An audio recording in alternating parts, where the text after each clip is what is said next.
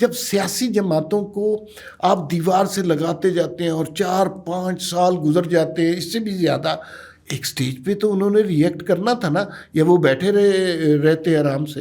Reaction تو آنا تھا، انہیں خود عقل نہیں تھی مائی لارڈ کو؟ ریئیکشن تو آنا ہوا ہوگا، لیکن ایک میسج کا آپ دیکھیں نا کہ 90s میں جو سپریم کورٹ پر حملے کی بات کی جاتی ہے، نون لیگ اس داغ سے آج بھی دامن چھڑانا چاہتی ہے. تو یہ آپٹکس کے لیے تو اچھا نہیں ہے کہ سپریم کورٹ کے سامنے کنٹینر لگا ہے، اس پہ تصاویر سیاسی لیڈروں کی لگی ہوں، آپ کھڑے ہیں. تو جو عمران خان کی جماعت ہے PTI، اس نے تو اس کو سپریم کورٹ پر ایک بلوہ قرار دیا ہے. میں اب بہت احترام سے تو نہیں، بہت آرام سے آپ سے اختلاف کرنا چاہتا ہوں. دیکھیے، یہ جو آپ نے کہا نا کہ سپریم کورٹ پہ نون لیگ نے حملہ کیا، ظاہر ہے ان کے اوپر بہت بڑا بلیم ہے، اور یہ بلیم 90s کے زمانے سے ہے.